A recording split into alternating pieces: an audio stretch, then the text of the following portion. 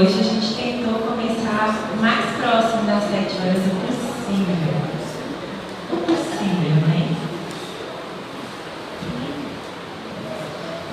Eu gostaria que vocês ficassem de pé nesse momento.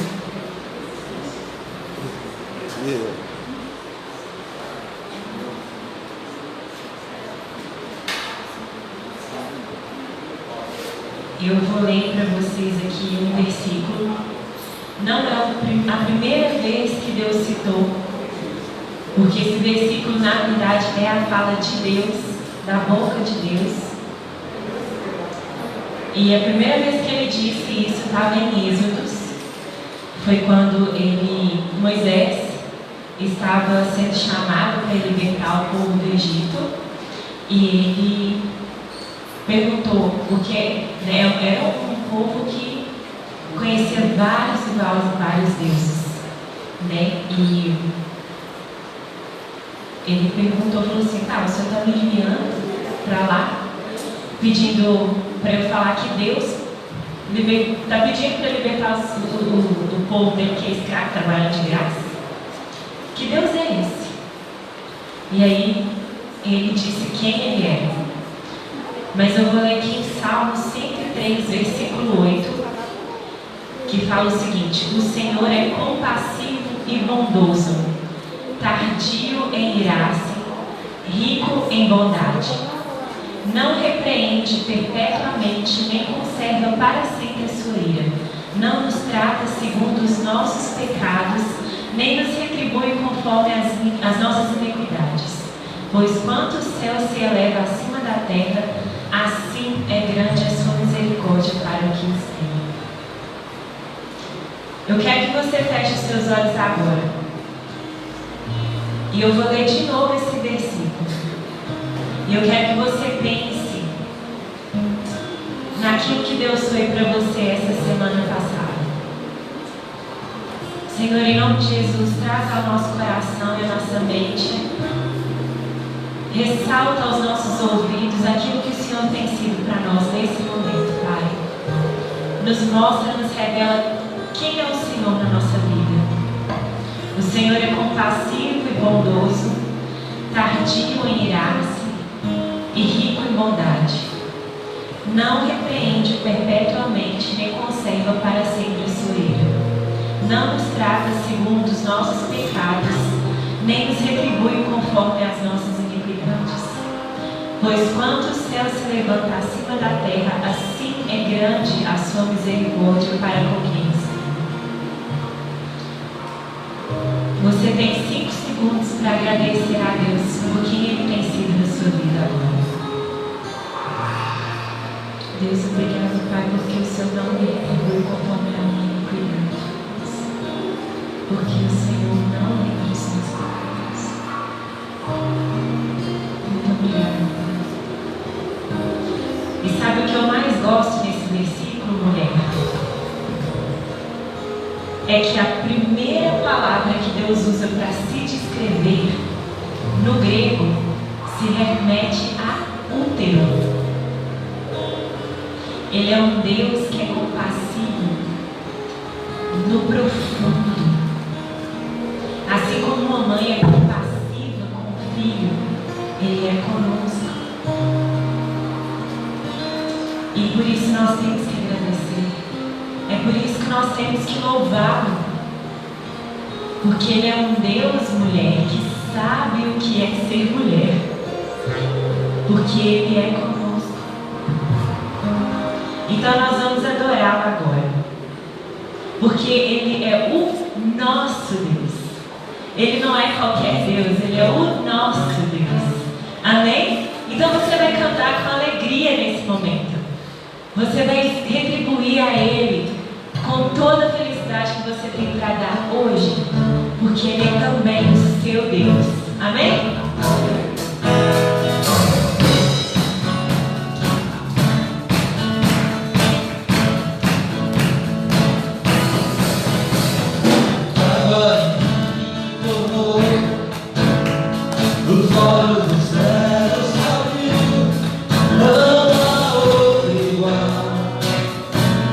Igual a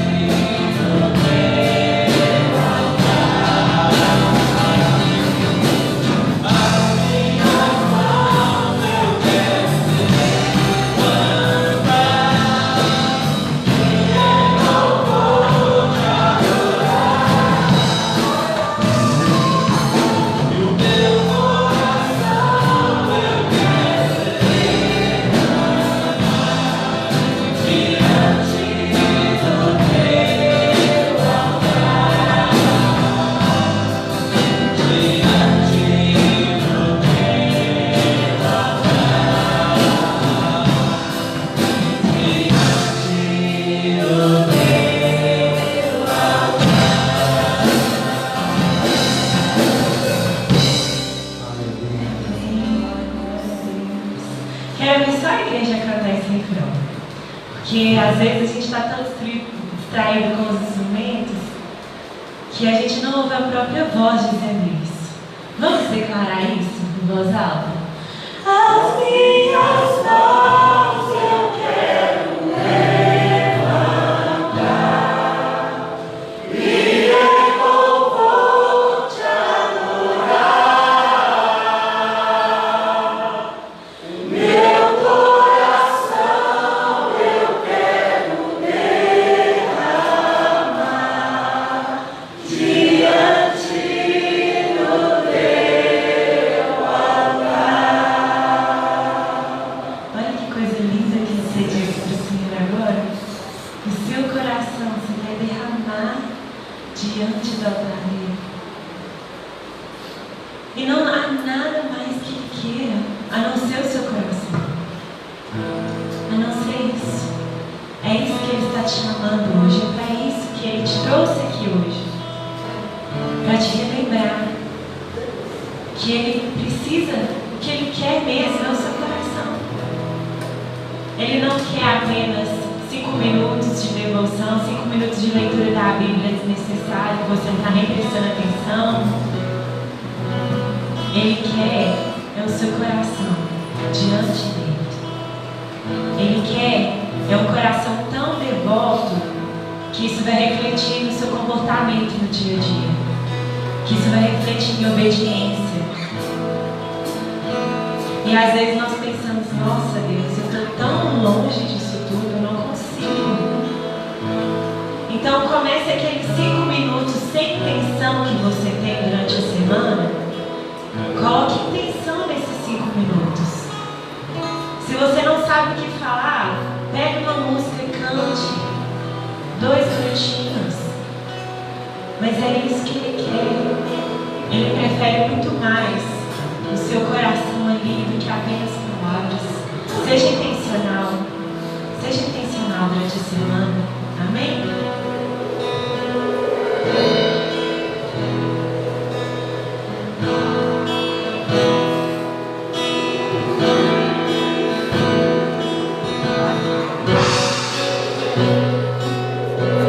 Se o sol se pôr e a noite chegar, tu és quem me guia. Se a tempestade me alcançar, tu és meu abrigo.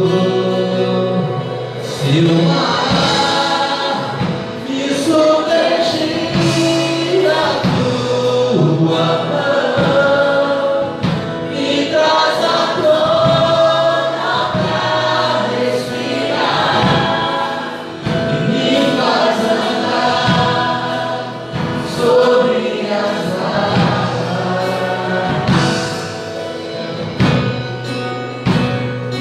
tu és o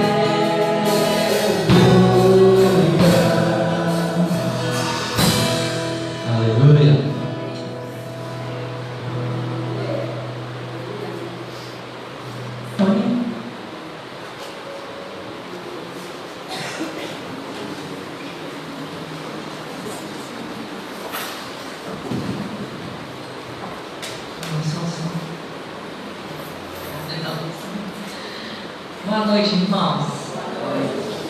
É um grande prazer estar aqui nesse momento, falando sobre contribuição, sobre dízimo, sobre ofertas. Por quê? Porque o Senhor ama quem dá com alegria. E eu até ouvi uma palavra hoje, o seguinte: é melhor dar do que receber, que é a palavra que está escrita na palavra de Deus. E por que é melhor dar do que receber? Não é melhor você estar numa situação confortável, poder dar aquilo que o Senhor distribui para você, poder entregar para o próximo? Então, quando a gente é pequeno, quando a gente é criança, a gente prefere receber do que dar, né? Ninguém quer deixar de receber um presente quando é criança para dar.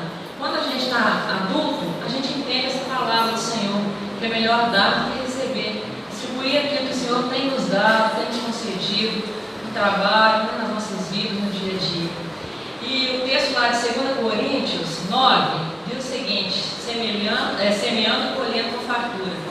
Lembrai-vos, aquele que pouco semeia, igualmente colherá pouco, mas aquele que semeia com generosidade, da mesma forma colherá com fartura. Cada pessoa coopere conforme tiver proposto no seu coração, não com pesar ou com constrangimento, pois Deus ama o doador, Deus ama aquele que contribui com alegria. Então, nesse momento, nós queremos agradecer ao Senhor, louvar o Senhor pelo que Ele tem feito nas nossas vidas, pelo que Ele tem nos dado, por tudo que Ele tem feito, pela saúde, pelo dom da vida, e nós queremos retribuir isso ao Senhor. Então, aqueles que tiverem seus dízimos e ofertas, sintam-se à vontade de colocá-los no gasofilaço para vir até a frente, em gratidão ao Senhor. E nós temos, inclusive, o QR Code da igreja, tá? Fica mais fácil, né, para a gente não fazer Pix. Está aqui projetado, tá? Os irmãos fiquem à vontade. Enquanto cantamos a próxima música, cada um que sentir no seu coração, vem até a frente e colocar no gasofilaço essa oferta. Obrigada.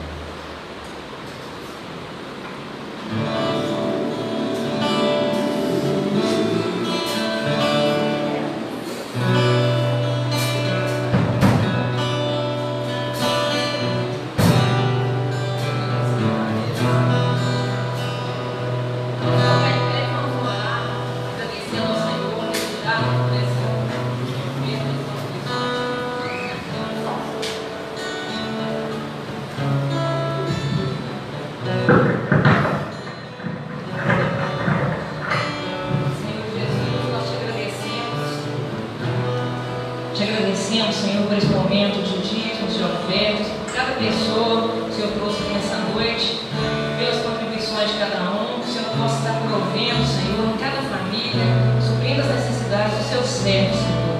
Nós te entregamos, nós te agradecemos desde já, Senhor, por essa bênção, por essa dádiva que nós temos, em nome de Jesus. Amém. Pode ficar à vontade para cantarmos a próxima música.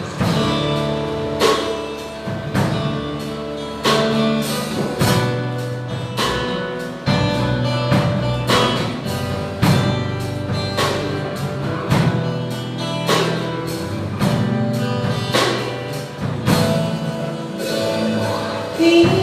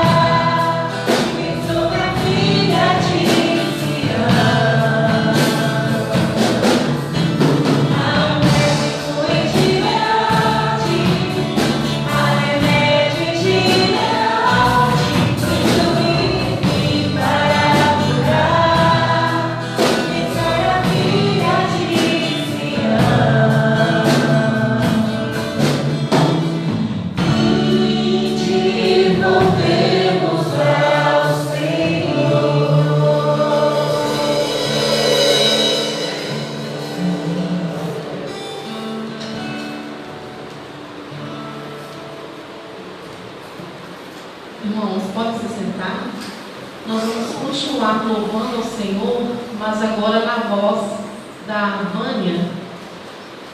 Convido a Vânia para estar aqui à frente. A Vânia dispensa um pouco a apresentação, porque há um ano atrás, o nosso outro culto, ela esteve conosco também, né? Louvando a Deus aqui com esse dom maravilhoso que o Senhor deu a ela. Vânia, seja bem-vinda. Boa noite, irmãos. Boa noite. Eu saúdo os irmãos com a graça e a paz do nosso amado Salvador. Amém? Amém. Que bom estar aqui novamente. A Miriam falou que os irmãos me convidaram, né, para estar aqui, e estou aqui para, juntamente com os irmãos, adorar esse Deus que é tão maravilhoso, que é precioso para nós. Amém. Pode passar o louvor. Esse louvor, ele fala que o Senhor é o dono do amor. É um louvor que eu amo demais. Não há igual o seu amor, é infinito.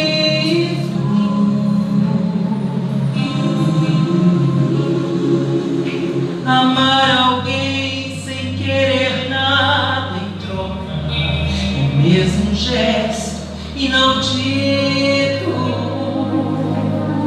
onipresente, está em todos os lugares, nunca deixe o céu seu caído. Dá perdão, mesmo se o seu agressor passar de lado e não pediu. Ele é o dono do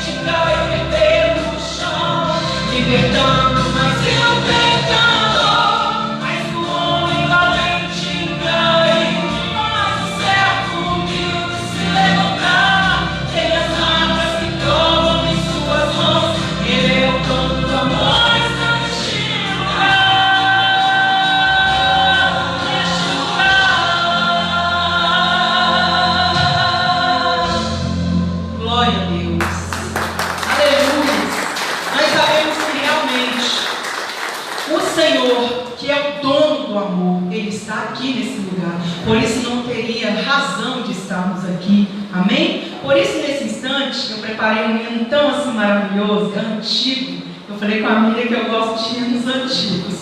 Eu não me atualizei muito, mas é porque eu gosto demais de músicas, de louvores antigos, sabe?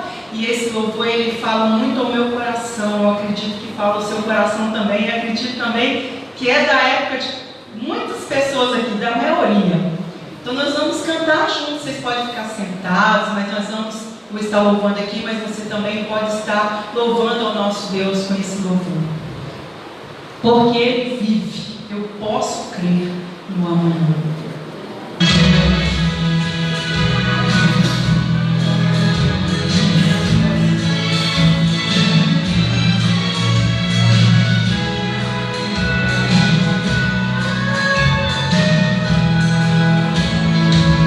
Deus enviou seu Filho amado para nos salvar e perdoar. Na cruz morreu por meus pecados, mas ressurgiu e vivo com o Pai está. Canta, igreja, porque Ele vive, posso crer no amanhã, porque Ele vive, temor não há, mas eu bem sei que a minha vida está nas mãos do meu Jesus, que vivo está. Aleluia. A nossa vida está nas mãos do nosso Deus. Glória a Deus. Nós sabemos que há esperança para nós, né? Por isso que nós podemos crer no amanhã, porque sabemos que o Senhor está hoje e estará amanhã. Glória a Deus.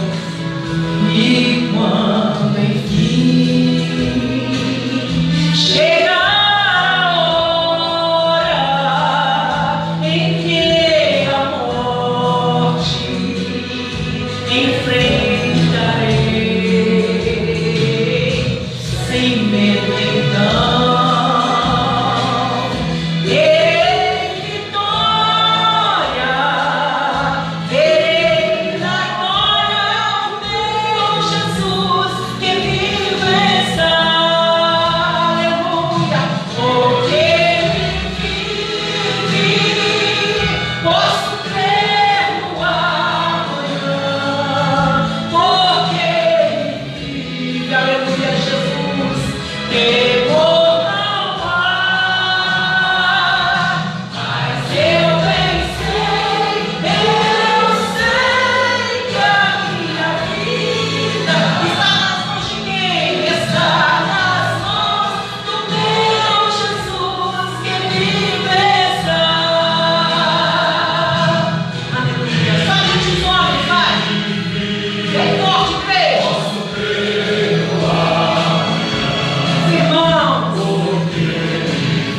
temor não há. Mas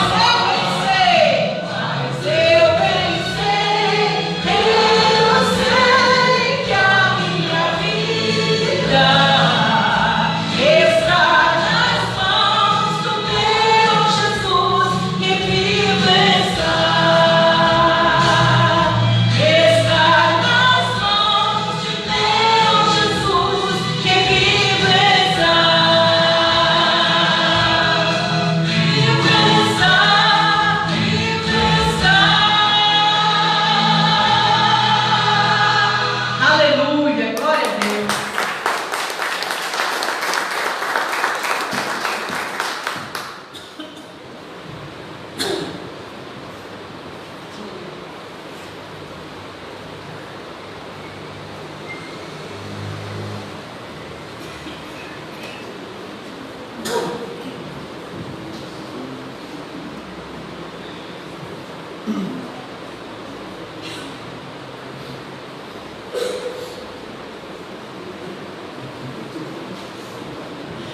Irmãos, nós queremos apresentar aqui o Júnior. Para nós é Júnior, né? Maílson Júnior. Júnior da igreja de Contagem. E está aqui nessa noite para nos trazer a palavra. E nós sabemos que o Senhor colocou no seu coração. O Senhor estará falando aos nossos corações também nessa noite. Deus te abençoe.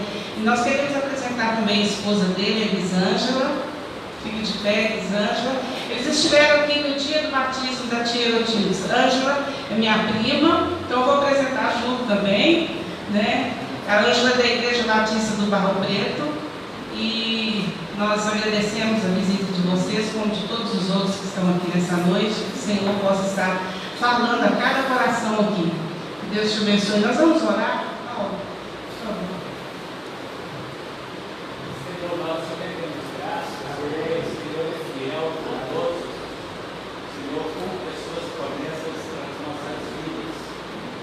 Nesta noite, Pai, de celebração, de gratidão ao Senhor, nos colocamos agora, Deus, a vida do Teu servo nas Tuas mãos, e que o Senhor possa, Deus, agora trazer dos céus a revelação do Senhor e colocá-la nos lábios dele, de acordo com aquilo que o Senhor já tem preparado para nos dizer.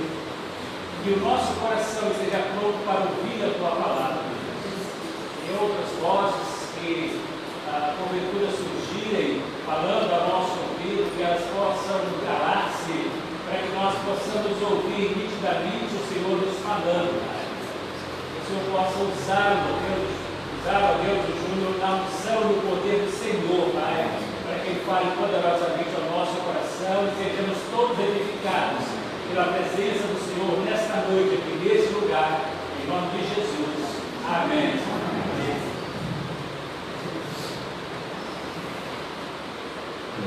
Primeiramente agradeço pelo convite feito de estar aqui juntamente trazendo a palavra do Senhor aqui nesse local e saúdo toda a igreja com a paz do Senhor Jesus. Amém. Pedindo que Ele então mesmo nos conduza aqui nesse momento no estudo, no compartilhar da sua palavra.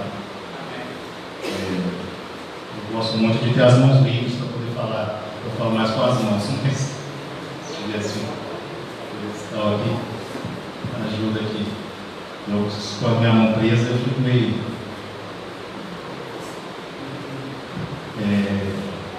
Queria que a gente abrisse, primeiramente. Queria trazer para os irmãos um pouco da vida do rei Ezequias. Abrisse 2 Reis, capítulo 18.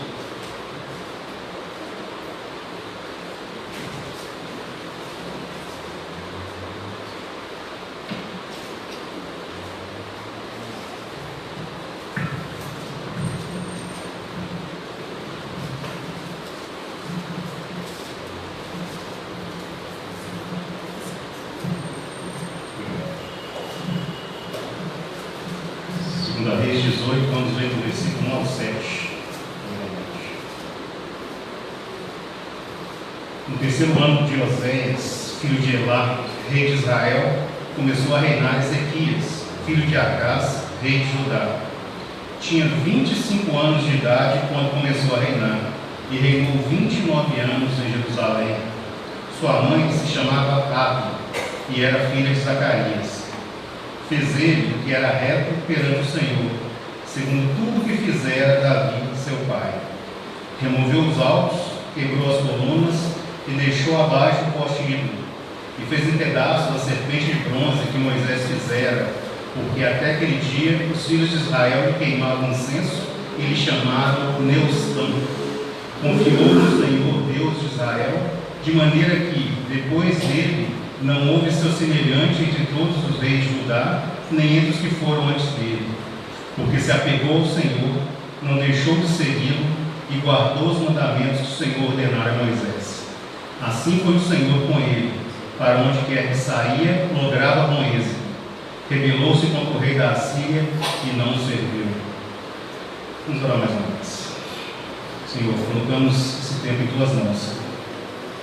E sabemos, Senhor, que onde estão 2 ou 3 reunidos, o Senhor está presente, Senhor. Então confiamos que o Senhor está presente aqui essa noite, Senhor. Pedimos que o Senhor mesmo, Senhor, fale aos nossos corações. O Senhor prepare cada coração, prepare os ouvidos, Senhor, e usa, Senhor, o servo que fala, Senhor, para a honra e glória do Teu nome, Senhor. Em nome de Jesus eu oro, Senhor. Amém. Então aqui nós temos aqui o rei Ezequias. Ezequias, a gente veio aqui, ele iniciou o reinado dele com 25 anos de idade. E se nós olharmos e considerarmos um pouco quem era o pai de Ezequias, Ezequias era filho de Acaz. Acaz não foi um modelo de rei. Ele foi um rei que seguiu a idolatria de tantos outros reis da história de Israel e de Judá, especificamente no rei de Judá que estamos falando, né? Mas aqui é falado que Davi era o modelo de Ezequias. Ele fez tudo segundo o que fizera Davi, seu pai. E Davi era aquele rei segundo o coração de Deus. E Ezequias, então, mesmo tendo um pai como Acaz, Ezequias, então, foi um rei considerado um rei justo, correto, que seguiu os caminhos de Davi, seu pai. Isso nos chama a primeira atenção aqui com relação ao rei Ezequias, e poucas coisas são faladas sobre a família de Ezequias, além do respeito que o pai dele era Acaz, a mãe dele chamava Abi, e era filha de Zacarias. Eu gosto muito, irmãos, que a gente considere sempre os nomes que estão citados na Bíblia. Tem gente que não gosta de ler nenhuma genealogia, mas o que as genealogias nos ensinam pelos nomes que estão ali escritos, cada significado de cada nome mostra exatamente e nos traz exatamente o que era o caráter daquela pessoa que estava ali com aquele nome. Se a gente considerar os nomes da mãe de Ezequias e o avô de Ezequias, Abi, quer dizer meu pai, Zacarias, Deus lembrado. Eles iam para o reinado de um rei impiedoso, Acaz. Acaz o significado é aquele que agarra. Lembra de Jacó? Acaz agarrava em tudo. Acaz era um rei que era ímpio e que se agarrava em tudo que ele podia se agarrar, que ele não confiava somente em Deus, no mundo de Israel. Ele confiava naquilo que ele podia segurar em suas mãos. Ele fez alianças, ele interrompeu o serviço do templo, fez muitas coisas. Depois, se os irmãos podem ler no capítulo anterior, onde vai falar do reinado de Acaz. Mas Ezequias não. Ezequias, com a sua mãe, meu pai, e Zacarias, filha de Zacarias, Deus lembrava. Deus se lembrava e que em Israel ainda existia um pai. E esse pai tinha um propósito na vida de Ezequias. Ezequias foi aquele rei que começou uma restauração do reino do sul. Nessa altura aqui da história de Israel, o reino do norte já não mais existia, daquela divisão que teve das 10 tribos do norte, as 2 tribos do reino do sul, depois do reinado de Jeroboão, que teve aquela separação, a divisão das tribos. O reino do norte já havia sido levado cativo pela Síria, e agora o reino do sul, Judá, ainda permanecia, mas ainda vivia com as dificuldades da idolatria, que ainda era muito grande, tanto no reino como foi no reino do norte, também no reino do sul. Mas Ezequias é um rei que iniciou então uma obra de restauração. Ele nos fala nesse texto que nós lemos, que ele removeu os altos, quebrou as colunas, deitou abaixo os postes ídolos e fez em pedaços a serpente de bronze, que desde a época de Noé, que Moisés levantou no deserto, aquelas questões de serpente abrasadora, ela virou um objeto de idolatria para o povo de Israel. Eles deram até nome àquela haste com a serpente de bronze, eles a chamavam de Neustã e queimavam incenso. Tão grande era a idolatria no meio do povo de Deus, no meio do povo de Israel. Então, Ezequias ele inicia essas obras vindo de um pai como ele tinha, que era Acaz.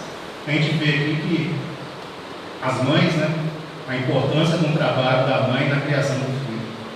Com certeza, a sua mãe, meu pai, filha de Zacarias, ensinou muito durante a infância de Ezequias, para que ele então não pudesse, nesse momento, seguir o exemplo do pai, que ele tinha Acaz, mas que ele viesse seguir o exemplo do pai que ela servia, que era o Deus Todo-Poderoso.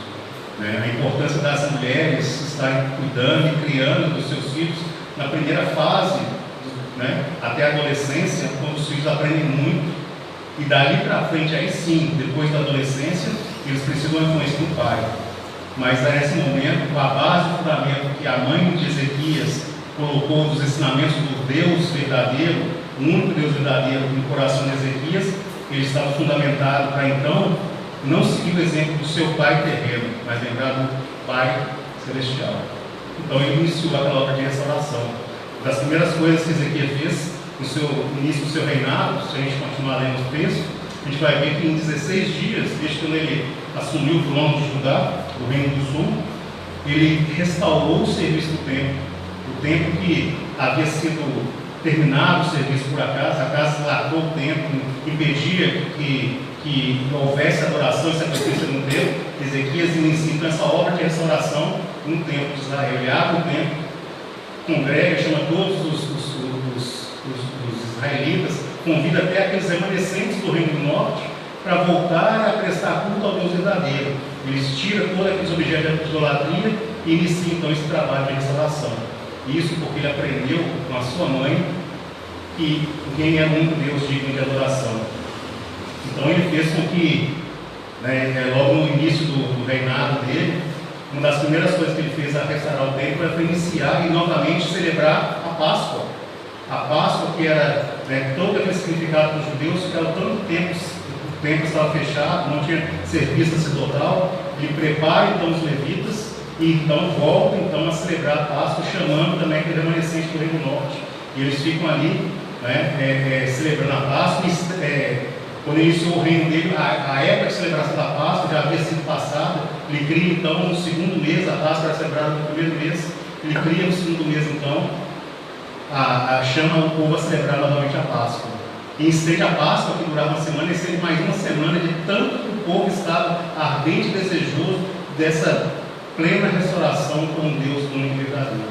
Então Ezequias é esse rei que faz essa obra de restauração. E aqui diz uma coisa muito importante aqui no versículo 6 que nós lemos, porque Ezequias se apegou ao Senhor. Ele se apegou ao Senhor, não deixou de segui-lo e guardou os seus mandamentos. A importância de nós sabermos, todos nós sabemos, a casa, o pai dele era aquele agarrador. Eu falava que ele agarrava em tudo que ele podia se agarrar, segurar para se firmar principalmente no seu trono. Mas Ezequias não. Ezequias se agarrou, se apegou ao Senhor. Ele buscou então o verdadeiro e único Deus e não deixou de seguir. Ezequias então é aquele que, para fazer a obra de restauração que ele fez, para trazer novamente o nome do Senhor, para santificar o povo de Israel, o povo ali do Reino do Sul de Judá, para voltar a prestar culto e adorar o Deus no templo, naquela adoração no templo ali, fazer o sacrifício, celebrar a Páscoa, ele se agarrou ao Senhor. A importância que todos nós temos de estar agarrados, então, apegados ao Senhor, ao Deus verdadeiro. Nos dias de hoje tem tantas coisas que nos tiram, que nos levam nos cativam muito mais do que o nosso Deus. Nós gastamos tempo para estarmos verdadeiramente apegados a Deus. Nós temos tantas coisas, tantas distrações, muitas vezes, obrigações, que nós não nos lembramos do nosso Deus verdadeiro. Tantas distrações que esse mundo que jaz no maligno nos oferece. Mas ele se apegou ao Senhor. E, através dessa graça, como também a gente lembra de tantos outros servos do Senhor, como Paulo, tantos outros, o próprio Davi, ele se apegou ao Senhor, então ele recuperou e restaurou todo o culto de adoração a Deus. Então ele é esse Deus que iniciou essa obra de restauração. Ele precisava, ele buscou, não seguindo o exemplo do seu pai, mas lembrando de Davi, o seu pai, então, aquele que fundou as imagens, ficou altares a diversas divindades. Ezequias, então, ele destrói aquilo tudo ali e começa, então, essa obra, essa volta à adoração ao Deus eterno, ao Deus verdadeiro. Então, Ezequias, ele busca, então, ele firmou, ele formou aqui com Ezequias, nesse contexto que a gente está falando, ele primeiramente iniciou santificando o povo. A necessidade dos levitas, como não tinha serviço nos cultos, no templo, os levitas não mais prestavam culto, eles não tinham mais aquele seu sustento. Se vocês lembrarem, os irmãos lembrarem, os sacerdotes, os levitas, eles viam o serviço do templo. Como não tinha mais serviço no templo, os levitas todos foram fazer outras funções. Eles não exerciam mais as funções sacerdotais. Então foi necessário que Ezequias, primeiramente, trouxesse os levitas, aqueles que serviam no templo, santificasse aqueles levitas para novamente voltar a cultuar ali no templo, né? Como eu disse, a obra, né, que Ezequias começou a fazer foi fundamental à mãe dele. A gente lembra também que Paulo, quando fala de Timóteo, ele lembra da mãe Eunice e da avó Loide, que então fundamentaram e embasaram a vida daquele jovem Timóteo nos caminhos do Senhor. Mais uma vez, eu chamo a atenção aqui para o grande ministério, o grande serviço que cada mãe tem com relação à criação dos seus filhos, né? Muitas vezes hoje, né, a pressão desse mundo, dessa sociedade que a gente vive, as mães relegam essa criação de seus filhos a tantas coisas hoje, mais do que nunca ao mundo virtual, esse mundo que eu confesso que eu tenho dificuldade de viver nele, mas a geração hoje, os mais jovens aí, se dão tão bem nesse mundo virtual, é tão difícil a gente viver nesse mundo real, quanto mais nesse mundo virtual. Mas os mais jovens vivem muito bem nesse mundo virtual. E muitos filhos são criados, então, nesse mundo virtual que não tem regras, não tem leis, não tem limites. E as mães perdem então o tempo. Eu falo as mães, mas pais, nós também temos obrigações com relação à criação dos filhos, né? No caso, no exemplo aqui de Ezequias, Acás não era um exemplo de pai, mas a gente viu que a mãe, é citada a mãe e o avô de Ezequias, Zacarias, o Senhor lembrou. O Senhor não se esquece do seu povo. O Senhor tem um propósito na vida do seu povo. O Senhor que é o Pai, o meu Pai, o nome da mãe de Ezequias. Ele tem um propósito na vida do seu povo. E essa obra de restauração que foi feita por Ezequias, ela é fundamental na vida de todos nós hoje. Vivemos num mundo, como eu dizia, que não tem mais princípios, não tem mais valores, não tem mais limites. A gente pensar, a gente lembrar, porque as notícias que a gente vê no mundo, no dia a dia, nos nossos dias, no nosso cotidiano, né, tantos horrores, tantas coisas que o ser humano é capaz de fazer, e de novo esse mundo virtual trouxe essa questão das pessoas viverem uma vida que muitas vezes ela não teria coragem de viver no mundo real, eles vivem nesse mundo virtual, esse mundo onde eles podem se esconder atrás ali de uma rede, de uma internet e fazer coisas que deixam todos nós assustados. E nós não somos a par desse mundo virtual também. Nós estamos no mundo, mas não esqueçam, não somos desse mundo, disse nosso Senhor Jesus Cristo. Então a gente tem que saber que essa questão de nós vivermos nesse mundo não quer dizer que nós temos que nos envolver com esse mundo ou temos limites nesse mundo. A vida de Ezequias, então, ela é contada, ela nos mostra que se a gente for ler estudar toda a vida de Ezequias, a gente não teria tempo. Mas, resumidamente aqui, a gente pode falar que Ezequias ele teve alguns pontos de destaque na sua vida. A primeira questão que a gente pode trazer é essa. É aquele rei que preocupou com a restauração do culto ao Deus verdadeiro. Ele iniciou então essa obra de restauração. Então, ao longo da história, nós vimos que ele trabalhou, e Ezequias é um exemplo, uma coisa muito interessante, que Ezequias nunca trabalhou sozinho. Ezequias trabalhava com várias pessoas ao redor dele. Não existe uma vida cristã isolada. Não existe uma vida na dependência de Deus isolada. Eu não consigo viver sozinho a minha vida cristã. A vida cristã é uma vida de comunhão com os santos. Uma vida de necessidade, de troca, de experiências, de alegrias e tristezas entre os santos. E Ezequias tinha aqueles que o cercavam. Ezequias tinha aquele que andava com ele.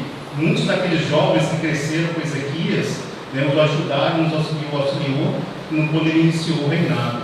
Então Ezequias, né, ele tinha aquelas pessoas que se chegavam a ele, né, e uma vez, a gente vai ver na história de Ezequias, está relatado em Crônicas, nós vamos falar um pouco mais sobre isso.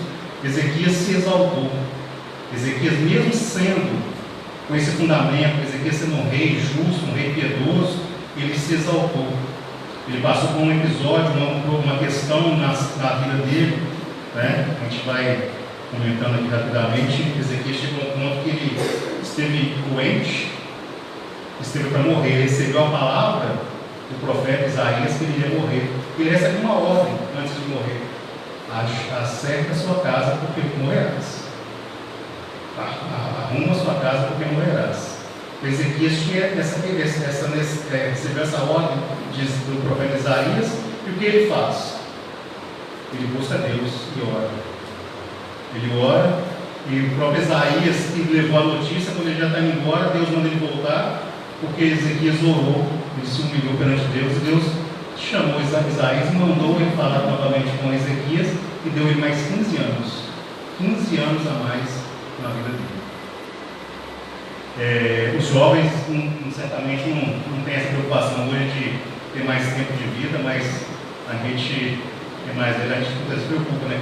Quanto tempo eu tenho de vida? Imagine que se cada um de nós aqui, similarmente para o professor Ezequias, recebesse essa notícia: ajeita sua casa que você vai morrer. Como seria a nossa reação? Qual seria a nossa reação? Né? Essa semana, o Senhor recolheu minha sogra aos 92 anos de idade. Viveu muitos anos aqui nessa terra. Né? Eu estou com meus 54 anos. Eu não sei se eu chegaria nem aos 60, né? Mas ela viveu 92 anos. Né? O importante, independente da quantidade de anos que se vive, é viver o número de anos que Deus nos der de acordo com o propósito e a vontade do nosso Senhor. Não viver por nós mesmos, não viver de acordo com a nossa vontade, que muitas vezes ela é boa, ela é lícita, mas viver buscando cumprir o propósito de Deus. E foi para isso que Deus deu 15 anos a mais para Ezequias. Ezequias ainda tinha um propósito a ser cumprido no reino de Israel, no reino de Judá, no reino do sul. Então ele recebe mais 15 anos de vida para cumprir esse propósito de Deus. A gente pode ter certeza que se nós andarmos no caminho do Senhor, Ele vai nos dar o número de dias necessário para que cada um de nós cumpra o seu propósito, o propósito dele através de nossas vidas. Ele vai cumprir o propósito dele através de nossas vidas no tempo que ele der, desde que nós busquemos e nós andemos nos caminhos dele.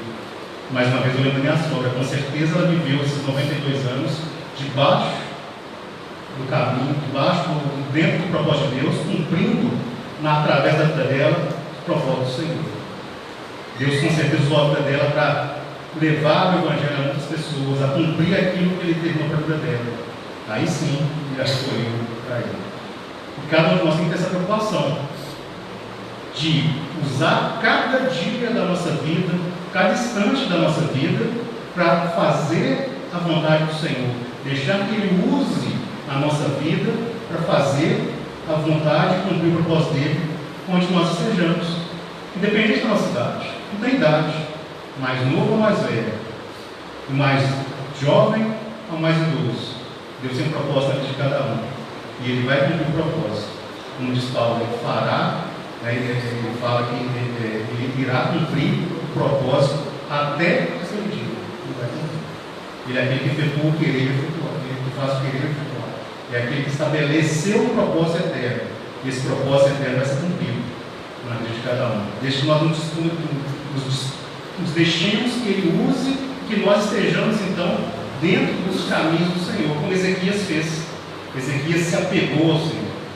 É importante nós nos apegarmos também a Ele, para podermos entender a sua vontade, e Paulo vai falar em Romanos que ela é boa, perfeita e agradável. Que Ele vai nos usar e vai cumprir esse propósito na vida de cada um de nós. Então, Ezequias é esse rei que tinha esse propósito, que tinha esse encargo, primeiramente de restaurar o culto a Deus. E segundo, ele passou por essa provação de morte, né? Então, depender e orar e buscar ao Deus verdadeiro para poder clamar pela sua vida. E a palavra vai falar, não vamos ler aqui não para a gente ganhar tempo, que 3 dias depois ele foi curado, ele foi estabelecido. Ele saiu daquela situação de doença terminal para uma vida que vai viver mais 15 anos na presença do Senhor. Né? Isso fala da morte e ressurreição. A morte, a ressurreição. Os lembra de Cristo, que deu a sua vida ali, morreu na cruz, mais 3 dias e ressuscitou. Fala da vida de ressurreição. A vida que Deus quer que nós vivamos, cada um de nós, não é a vida natural que todos nós temos, mas a vida em ressurreição. É a morte do eu, é operar da cruz que separa alma e espírito, que pode fazer com que a gente busque e cumpra esse propósito de Deus. Não vivendo mais por nós mesmos, mas vivendo por aquele que morreu e ressuscitou. É essa a vida que agrada a Deus. É isso que Deus quer de cada um de nós. E Ezequias passou por esse processo, né? E que Deus queria ali com Ezequias, a gente pode pensar, mas Deus falou para ele morrer, depois ele voltou atrás, Deus se arrependeu? Às vezes a gente pode pensar nisso, mas Deus já tinha esse propósito. E ele queria ali que Ezequias, se a gente lembrar, até para a gente entender melhor isso aqui, quando Deus chamou Abraão e mandou ele levar Isaac àquele monte Moriá e ali sacrificá-lo, Deus sabia que Isaac iria descer dali. Ele estava provando o coração de Abraão. Quando Abraão, quando levanta aquele cutelo, Deus vê que o coração de Abraão era totalmente dele. Ele estava provando a vida de Abraão. Da mesma forma, ele estava provando Ezequias. Ezequias, então, passou por essa prova. Ele busca a Deus, ele não murmurou, ele não reclamou. Ele podia falar, mas eu fui um rei tão bom que vou morrer. Eu fui um rei que restaurou todo o trabalho do Senhor aqui em Judá, no reino de Jerusalém, no reino do sul. Ao contrário do povo de Israel, do reino do norte, eu larguei todas aquelas práticas idólatras, né? Chamei o povo a cultuar novamente Deus, abri novamente o templo e vou morrer? Não, ele simplesmente orou e buscou naquele que é o doador da vida. E viveu ali mais uma vida, mais um período na sua vida, 15 anos dado por Deus. 15 anos que nos mostra a vida de morte e ressurreição. A vida que nós todos somos chamados a viver. A vida que Deus deu a cada um de nós através da morte do seu Filho. A vida que Cristo colocou em cada um de nós. E é nessa vida de ressurreição que nós podemos fazer toda a nossa obra, todo o nosso serviço a Deus. Cada mãe, cada pai, cada criança, cada jovem, aquele que nasceu de novo é chamado de viver essa vida de ressurreição. Essa vida que é uma vida eterna, uma vida que não tem fim, que não é uma vida natural, que não é uma vida biológica que todos têm, é uma nova vida em Cristo. E é nisso aí, é nessa vida que nós vamos poder fazer um serviço cada vez mais agradável a Deus. Não adianta a gente servir a Deus com nossos talentos, dons naturais, se não passar por essa obra desse operar da vida, da morte e ressurreição. Se nós não levarmos a nossa vontade, o nosso ser natural à morte, cada dia na cruz. Jesus falou, aquele que quiser vir após mim, negue-se a si mesmo, toma a sua cruz e siga-me. Né? Então, esse é o caminho que Deus estabeleceu para que a gente possa fazer um serviço, prestar um culto, uma adoração agradável a Ele. Não pela nossa vida, não pelos nossos talentos naturais, mas por aquilo que Ele nos oferece na nova vida que Ele coloca em cada um de nós. E Ezequias cumpre isso. E Ezequias, nessa nova vida de ressurreição, então, ele consegue, então, né, destruir, eliminar aquele inimigo que estava ali presente, na presença ali dos assírios, através do rei Senaqueribe, que estava ali à porta de Israel, à porta de Jerusalém, querendo já o inimigo todo cercado, e Senaqueribe manda o seu general, capitão general lá, falar levar uma carta de afronta a Ezequias. Ezequias então ele chama Isaías, eles levam essa carta para o povo lá no templo e lê, os irmãos, para se lembrarem, tem uma música que é muito famosa, daquele Diante do Trono, que fala, ouve, ó Deus, as palavras de afronta. Ela retrata esse período, essa situação. Né? Deus responde que não foi a ti que eles afrontaram, foi a mim que eles afrontaram. E interessante que esse episódio, que Jerusalém está cercada, o exército assírio todo lá, não tinha jeito, o povo não tinha mais como se salvar ali, e de repente o inimigo foi embora, some, morre, desaparece, exterminado ali uma noite, né, depois que essa carta é lida no templo. Então Deus chama para ele e fala, o inimigo vai correr, nenhuma flecha será atirada, porque eles afrontaram a mim, não a vocês. As afrontas não foram ao povo de Judá, foram ao Deus único e verdadeiro. Então, eu lembro quando eu estudava o livro de história, conta, né, na história secular, que explicando esse episódio, né, que ninguém consegue explicar, as coisas de Deus são inexplicáveis, o homem natural não consegue compreender, mas a palavra de Deus nos fala o que aconteceu. Deus mandou então os seus anjos ali e eles exterminaram aquele povo, mataram aquela quantidade de assírios ali naquele acampamento. O rei Senaqueribe fugiu e nem uma flecha foi atirada, como Deus havia prometido. Então, mas a história secular conta que ali aconteceu uma peste, uma doença, e os assírios começaram a morrer e eles fugiram. Uma doença que Deus me matou em uma noite. Essa é a explicação que o homem dá. A gente sabe que aquilo é a ação de Deus.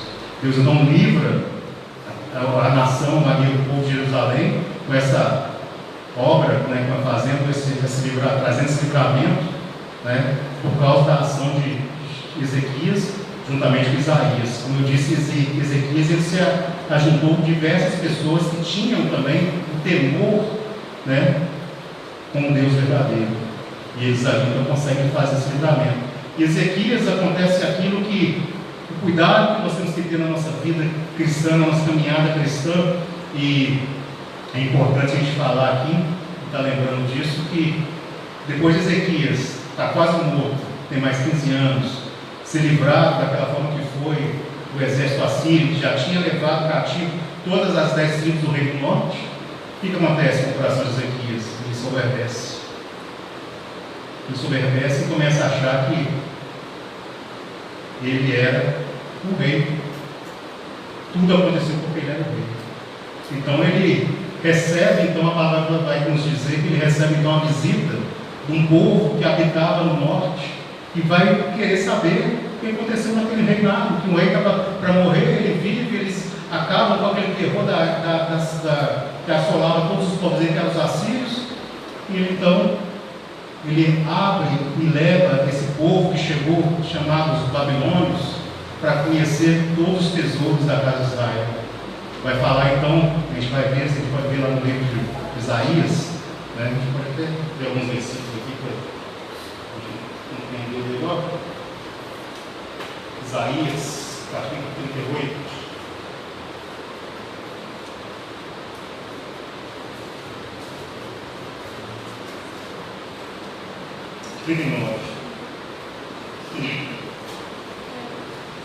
Isaías 39, capítulo 38 de Isaías, tem um cântico de Ezequias depois da cura. Mas no 39, versículo 1. Aqui o título da minha versão aqui fala insensatez de Ezequias. Versículo 1 vai falar: nesse tempo, Merodach Baladão, filho de Baladão, rei de Babilônia, enviou cartas e um presente a Ezequias, porque soube que estivera doente e já tinha convalescido. Ezequias se agradou deles e lhe mostrou a casa do seu tesouro, a prata, o ouro, as especiarias, os óleos finos, todo o seu arsenal e tudo quanto se achava nos seus tesouros. Nenhuma coisa houve, nem em sua casa, nem em todo o seu domínio, que Ezequias não lhes mostrasse. E chamou a atenção aqui para todos nós. O que Ezequias fez? Ele, com o coração exaltado, ele mostra e abre todos os tesouros da sua casa, de todo o reino, para aqueles que vieram do norte, com a missão de paz, conhecer aquele rei que foi salvo milagrosamente da sua morte. Então ele abre os seus tesouros, aqui fala que ele mostrou a casa do seu tesouro, a prata, o ouro, especiarias, os óleos finos, todo o arsenal e tudo quanto se achava nos seus tesouros. Nenhuma coisa houve, nem em sua casa, nem em todo o seu domínio, que Ezequias não lhes mostrasse. Uma coisa que nós temos que aprender a viver nos dias de hoje é saber guardar os nossos tesouros, guardar tudo que é valioso para cada um de nós. O que mais nós temos de mais valioso que esse mundo pode querer nos tomar é exatamente o nosso coração contrito que adora o Senhor. O mundo vai fazer tudo para tirar isso de nós. A palavra fala que tudo que deve guardar, guarda o teu coração. Ezequias não guardou seus tesouros. Se a gente olhar na história, aqui relatada na própria Bíblia, esses babilônios são aqueles mesmos que daqui a alguns anos vai chegar e vai invadir, destruir e levar todos esses tesouros que Ezequias mostrou para a Babilônia, inclusive aqueles objetos de culto a Deus ali no templo. Jerusalém vai ser desolada, vai ser totalmente destruída. vai ficar incendiada, queimada, as costas derrubadas, os muros derrubados, o templo derrubado, tudo saqueado. E tudo começou porque Jeremias expôs o seu coração ao inimigo. Cuidado que cada um de nós tem que ter nessa nossa vida ao expor o coração ao inimigo.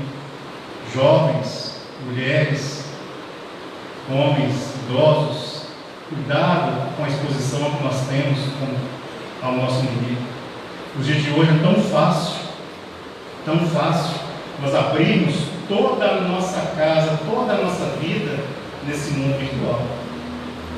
Tudo que a gente faz hoje, a gente coloca nas redes sociais. Está todo mundo vendo. Todo inimigo está ali vendo tudo que você dá valor. Onde você coloca o seu coração, ali está o teu tesouro. O inimigo quer roubar os seus tesouros. Também estou falando que fez aqui com Ezequias. Cuidado, é a palavra do trago hoje para todos nós, inclusive para quem que fala.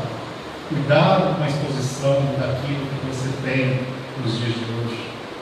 O inimigo está aí para roubar, matar e destruir. E muitas vezes a gente abre as portas da nossa casa, da nossa família, do nosso casamento, né, da nossa vida, para que o inimigo então possa achar uma brecha e levar os nossos tesouros. Cuidado, isso é muito. Também eu falo que Ezequias fez aquilo ali achando que estava mostrando, estava ali somente mostrando as coisas, as bênçãos que Deus havia dado, primeiramente a vida que ele tinha sido restabelecida. Não se esqueça do abençoador, não se pegue nas bênçãos. Não tire o abençoador da sua frente. Tenha ele sempre em mente, tenha ele sempre no seu coração, não primazia, para que ele guarde os seus tesouros. O povo oriental, na época aqui da palavra de Deus, da palavra da Bíblia, eles tinham uma coisa que nós hoje na cultura nossa é totalmente diferente. Se a gente pensar, a gente vai ver que tem razão. A parte mais íntima da casa, dos personagens que a gente vê, é o jardim. O jardim não ficava na frente da casa, para os de fora verem. O jardim ficava nos fundos da casa, um lugar secreto, que só a intimidade da casa, da família, podia desfrutar. Então, tudo que você tem, deixa na sua intimidade, entre você e Deus. Não precisa expor aos outros, não precisa expor ao inimigo. A soberba, a palavra que é falada quando exaltou o coração de Ezequias, que o coração ficou soberbo, é exatamente isso. Ele colocou a vida dele nas coisas, nos bens materiais, na prosperidade que ele estava tendo ali no reino de Judá. Mais ainda depois que o rei Senaqueribe foi derrotado, ele foge e é morto. Então aquele inimigo que era temível ali já não existia mais. Então a palavra de Deus adverte, aquele que está de pé, olha para que não caia. Quando ele achava que ele estava ali de pé, já não tinha mais inimigo, ele já estava ali com o culto a Deus estabelecido, o reinado em paz. Ele então expõe os seus tesouros àquele inimigo, que naquele momento não era um inimigo poderoso, mas Babilônia vai crescer e depois vai exatamente buscar aquilo que foi colocado aos olhos dos babilônios, aquelas riquezas, aqueles tesouros, aquilo tudo ali que Ezequias abriu. E na advertência, que a gente pode ver aqui na continuidade do capítulo, versículo 6, do capítulo 39, quando Isaías então volta a Ezequias e fala então a palavra que Deus havia trazido por esse ato que ele fez de abrir os seus tesouros. Antes, no capítulo, no versículo 4, Isaías pergunta: que viram em tua casa? Respondeu Ezequias: viram tudo quanto há em minha casa, coisa nenhuma há dos meus tesouros que eu não lhes mostrasse.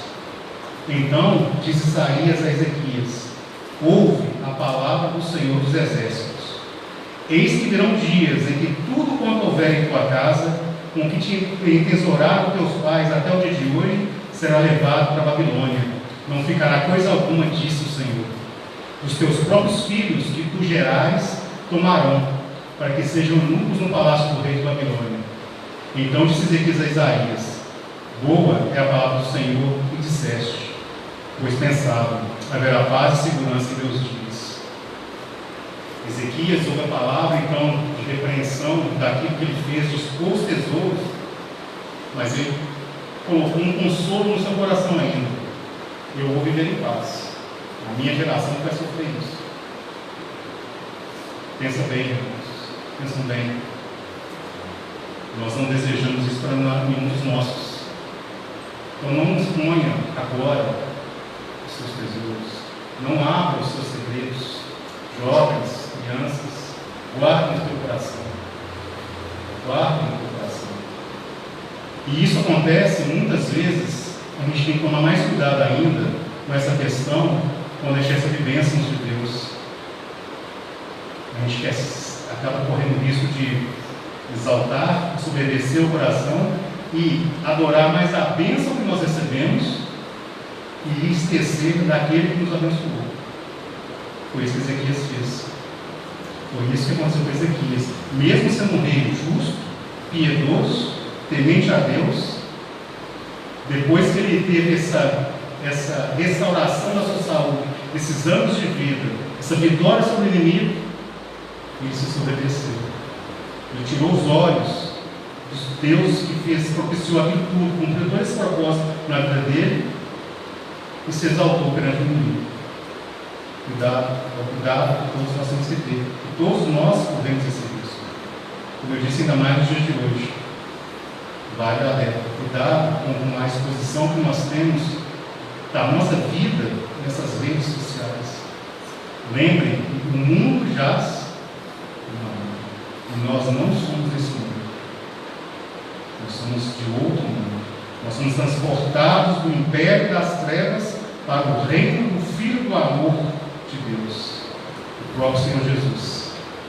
E é lá nesse lugar que nós não caímos. É nesse lugar que nós vencemos. Nesse lugar que nós somos vencedores. Finalizando aqui, no tempo, João 15 vai falar da videira verdadeira. Ele vai lembrar que Jesus vai falar que Ele é a videira verdadeira. Um parênteses aqui, se ele fala que ela é a videira verdadeira, existia uma videira que não era verdadeira. Uma videira que não tinha a realidade que ele, Jesus, estava trazendo ali naquele momento. Se a gente olhar o capítulo 5 de Isaías, vai falar que Israel é essa videira. Essa videira que foi tratada, cuidada, protegida por Deus, mas aquela videira ali, ela não correspondeu àquilo que o Senhor Deus esperava dela. Mas Jesus agora ele fala que é a videira verdadeira. Ele fala que nós somos os ramos. E ele vai falar nesse capítulo 15 de João uma palavra que se repete por várias vezes ao longo do capítulo 15. Permanecer. Permanecer. Permanecer. O cristão tem que permanecer na videira verdadeira. Esse mundo vai fazer de tudo para que a gente saia desse lugar que a gente tem de proteção, esse lugar de segurança, esse lugar de refrigério, esse lugar onde nós recebemos a seiva da árvore verdadeira, esse lugar que nós vivemos a vida de ressurreição, a vida de Cristo correndo em cada um de nós, através do seu Espírito. Então, nós temos esse refúgio, esse lugar seguro. Ezequias, depois de passar por que ele passou, de quase morrer, e de vencer o inimigo, ele se exaltou, ele deixou esse lugar. Por pouco tempo, por um segundo sequer, ali ele foi buscado naquela brecha pelo inimigo, os babilônios. E ali ele abriu e colocou a cobiça no coração da Babilônia. Logo depois, quando Nabucodonosor começou a estabelecer aquele império babilônico, ele foi lá e buscou aquilo que estava já no coração deles. Eles sabiam que todos esses tesouros estavam lá. Então, cuidado, cada um de nós. Nós temos que preservar a nossa vida em Cristo. Viver nesse lugar de habitação. Viver nesse lugar de segurança. Permanecer no meu amor, é o que Jesus fala. Permanecer no meu amor. Guarde os meus mandamentos. Se apegue em mim. Fica na videira. Não saia da videira. Não dá uma voltinha fora. Por um momento que seja. Não viva uma vida de independência. Dependa da seiva da videira. Todos nós. O culto aqui hoje é especial das mulheres. Mulheres, lembrem disso. para criar seus filhos na disciplina e demonstração do Senhor, esteja na vida da videira, esteja agarrado em Cristo. Pais, para criar, ensinar, inculcar a palavra dos teus filhos, esteja na vida da videira. Filhos, para honrar pai e mãe, como diz a palavra, somente na vida da videira. Não tem jeito de ter uma vida fora da videira verdadeira. Não tem jeito de viver uma vida cristã agradável a Deus fora da videira verdadeira. É isso que Ele requer de nós. O propósito dele, o propósito de Deus para todos nós é uma vida de dependência de cada um de nós, da vida de Cristo que flui em nós através do Espírito Santo. Sem isso, não existe vida cristã. Essa é a vida cristã. Ele fala, está finalizando o capítulo 17 de João: que conheçam a ti, Deus um verdadeiro, e a mim, Jesus, que enviaste. A vida cristã eterna é essa: conhecer a Deus. Que todos não saibam viver a vida eterna hoje. Muitas vezes os cristãos acham que a vida eterna é uma coisa que a gente vai viver um dia, ou quando Jesus voltar, ou quando nós somos chamados para estar com Ele. Mas lá em João 17 ele fala que a vida eterna é conhecer a Deus e o seu Filho que Ele enviou. Viva a vida eterna hoje. Desfruta a vida eterna hoje. Busque o conhecimento de Deus. Ele é aquele que, independente da situação, independente da circunstância, Ele vai estar presente. Ele vai estar nos conduzindo, Ele vai estar nos sustentando. Ele nunca abandona os seus. Aquele que o Pai me deu, nada arrebatará de minhas mãos. Mas esteja nele, esteja na vida verdadeira. Dificuldades nós vamos ter. Jesus deixou bem claro: no mundo tereis aflições, mas Ele venceu o mundo. Nós somos mais que vencedores nele, naquele. Paulo fala nas suas cartas diversas vezes, sempre de um lugar de segurança que tem. E a gente pode resumir isso: o que é um cristão? O cristão é um homem que vive em Cristo, que está em Cristo, que habita em Cristo nos lugares celestiais. Apesar de estarmos aqui na terra, nós somos parte do seu corpo. A igreja é parte do corpo de Cristo, que Ele é o cabeça. Nós somos o seu corpo, que está aqui nessa terra, mas o cabeça está nos céus. E nós estamos em Cristo. Efésios fala dos lugares celestiais. É uma coisa que a mente humana não consegue entender. Mas o Espírito Santo nos revela, nos ensina a viver essa vida de dependência. E nós todos temos que buscar isso. Essa vida de obediência e dependência de Cristo. Obediência quer, e não sacrifício. Obedecer é melhor que sacrificar. A vida de obediência, a vida da dependência de Deus. Amém. Deus, Senhor Deus, muito obrigado por esse tempo, Senhor. Pedimos que o Senhor continue falando em cada coração, Senhor. Que o Senhor possa, Senhor, trazer, Senhor, cada dia a revelação, Senhor, do propósito eterno que o Senhor tem na vida de cada um de nós, Senhor. Sabemos, Senhor, como diz a Tua palavra, que sem Ti nada podemos fazer, Senhor. Por isso, pedimos que o Senhor cumpra, Senhor, o seu querer e o seu efetuar na vida de cada um aqui presente, Senhor. Transforme, Senhor, mude, Senhor, que tiver que ser mudado, Senhor. Crie em nós, Senhor, através do Seu Espírito, uma vida de obediência e dependência, Senhor. Que não saibamos, Senhor, que não busquemos ter outros amores, outros prazeres aqui nessa terra, Senhor, mas que busquemos, Senhor, somente a Tua face, a cada dia, enquanto aqui estivermos, Senhor, para honrar e glorificar o Teu nome, para a honra e glória do nome do Pai. Eu oro em nome de Jesus Cristo. Amém, Senhor.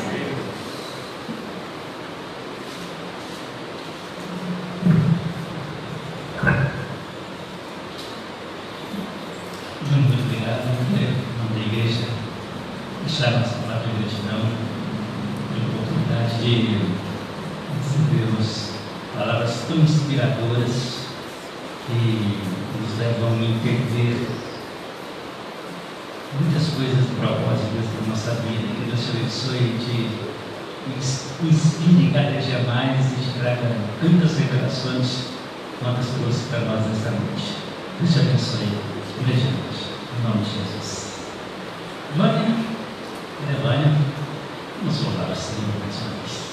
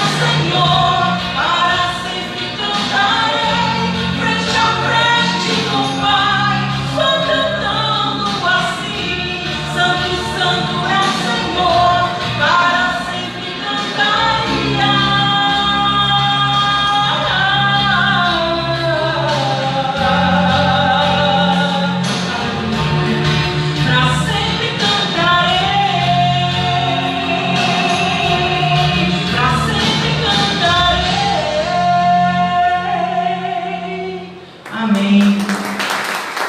Glória a Deus. Quero agradecer à igreja por mais uma vez essa oportunidade que me deu. Deus abençoe a todos. Amém? Nós agradecemos, Ana, por você ter aceito o nosso convite com tanto carinho, mais uma vez, por estar nos alegrando aqui e louvando a Deus juntamente conosco. Eu gostaria de apresentar, no início eu esqueci, o esposo da Vânia, o Romero. Fique de pé, Romero. E o Estevam, o filho deles. Muito obrigada, tá, Romero e Estevam, por estarem conosco também nessa noite. Nós temos outros visitantes também. Temos a Júlia ali, que recebeu o convite da Gininha também com muito carinho. Com a mãe, Júlia? Com a mãe. Muito obrigada, tá, Júlia? Sejam bem-vindas. Beatriz, Júnior, você pode voltar aqui, por favor? Nós gostaríamos de passar uma lembrancinha para vocês, com muito carinho e gratidão por estarem conosco.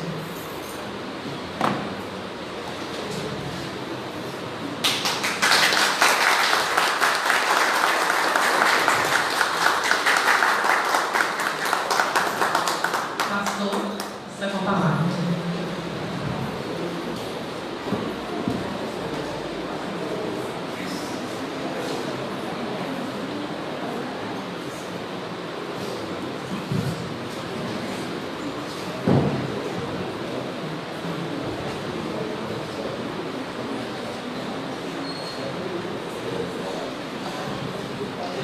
Muito bem. Meus queridos, muito bom termos novamente esse encontro com as nossas amadas irmãs, nossas amadas mulheres preciosas. Não vamos projetar o informativo, não vou chamar o Maurício hoje também não, mas no informativo de hoje, as irmãs, por favor, lá no grupo WhatsApp da igreja, receberam o informativo. Tem uma lida, nós publicamos no informativo um artigo sobre um tema Mulheres Preciosas e o Reino de Deus, onde ele destaca que 3 mulheres que foram preciosas no ministério de Jesus, trazendo a importância das mulheres do Reino de Deus e no ministério da igreja, na igreja também. Então, se não leram o artigo, está lá no informativo da igreja, por favor, leiam e apliquem a vida de vocês. Muito bom ter as irmãs envolvidas nesse trabalho e esperamos que cada dia mais e mais desenvolvam esse trabalho. Se por acaso alguém não recebe o informativo, não está no grupo da igreja, vai receber o informativo mesmo estando no grupo da igreja, é só passar o número de WhatsApp que o informativo fica pronto, o Maurício aí encaminha diretamente para todas as pessoas, tá bom? E agradecendo assim a participação das irmãs, todo o trabalho desenvolvido e a presença dos nossos amados visitantes, desejando que o Senhor possa abençoar grandemente a vida de cada um. E antes de saírem, dei uma ida ali na área da cantina, tomar um suco, o tempo está um pouquinho quente, né? Então tomar um suco, dar um tempo social ali, na parte de trás, tá bom? Não saiam sem passar por ali. Então nós vamos orar agora, agradecendo a Deus por este culto prestado ao Senhor nesta noite e convidando-os para estarem de volta nos nossos próximos encontros. Nas terças-feiras, 19 horas, temos encontro para oração, e aos domingos, às 9 horas da manhã, na Escola Bíblica Dominical, e à noite, sempre às 19 horas, nos reunimos para adorar a Deus e proclamar a palavra do Senhor. Então nós vamos orar, vamos falar com o nosso Deus, e logo após a oração, então nós estaremos encerrando esse nosso encontro desta noite, desejando que o Senhor possa dar a todos uma semana muito abençoada em todo o nosso dia a dia. Vamos ficar em pé mais uma vez? Senhor, nós te pedimos, Pai, que a Tua presença que está neste lugar possa também nos acompanhar de volta para as nossas casas. Queremos que a Tua presença nos leve a refletir na realidade espiritual das nossas vidas, diante de grandes verdades que nós recebemos do Senhor, através das mensagens cantadas e também através da palavra do Senhor que foi ministrada ao nosso coração. Senhor, tudo aquilo que foi escrito na Tua palavra foi escrito para a nossa edificação. E a Tua palavra, Deus, ela é sempre viva e atual. Experiências de grandes homens e mulheres de Deus continuam falando conosco nos dias atuais. Pai, que o Senhor possa trazer a nós esta experiência tão profunda de Ezequias, para que, marcados pela experiência dele, vivamos uma vida onde realmente nós possamos permanecer no Senhor, não desviando nunca o nosso olhar jamais do Ti, Pai. Não nos deixe distrair por coisas deste mundo, Pai, nem nos distrair em coisas dentro da própria igreja. Não nos distrair com programas ou atividades, mas que os nossos olhos estejam no Senhor, onde o que nós fizermos, o nosso alvo seja sempre o Senhor, nunca o homem, mas sempre o Senhor. Os frutos daquilo que nós produzimos glorificam o Teu nome, e o mundo possa ver Jesus vivo através daquilo que nós somos e que nós vivemos, Pai. Nós vamos para as nossas casas, Deus, com essas verdades nos ensinadas nesta noite, e nós não queremos nos esquecer delas. Então, que o Espírito Santo do Senhor faça com que elas fiquem gravadas em nossa mente, vívidas em nosso coração, de tal forma que a cada momento nós nos lembremos delas e não nos desviemos da Tua palavra em momento algum, mas que sempre sejamos alertados pelo Senhor por meio do Teu Espírito Santo. Fica conosco, nos fortalece a vivermos a Tua palavra intensamente todo dia da nossa vida, em nome de Jesus Cristo, nosso Senhor e Salvador. Nós oramos agradecidos. Amém, Senhor. Amém. Deus a todos abençoe e os leve em paz, e dê uma semana de muitas vitórias no nome de Jesus. Amém.